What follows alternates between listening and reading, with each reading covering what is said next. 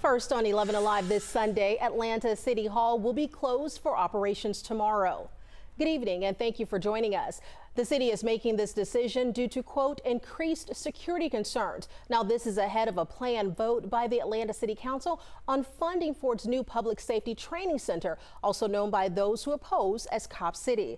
11 Alive's Teresa Bowles is live tonight outside of City Hall. And Teresa, what can we expect from tomorrow?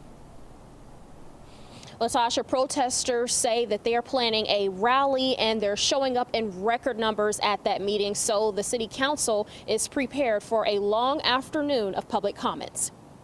Protesters are gearing up. What people can expect is for us to show up in great number.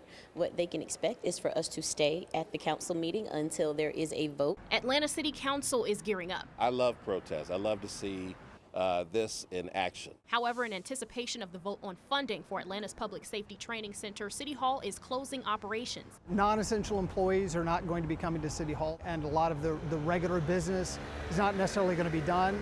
So it'll just be essential personnel for the meeting. Plus, it's temporarily banning things like liquids and aerosols from being brought into City Hall, with some exceptions. Organizer Kiana Jones isn't buying it. I do believe that it was done intentionally to confuse people, to discourage people from showing up for the meeting and for public comment.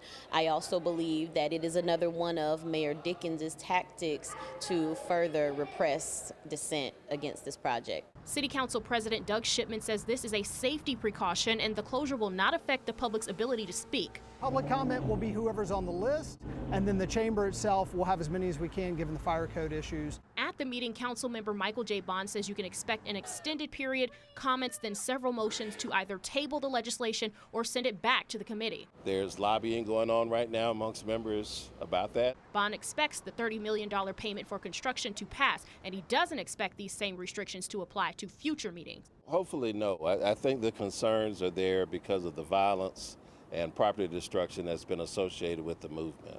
There has been opposition since the inception of the training center, especially after a protester was killed during the clearing operation of the encampments. Bond, a former activist himself, offers this advice to protesters. You have to engage people that disagree with you.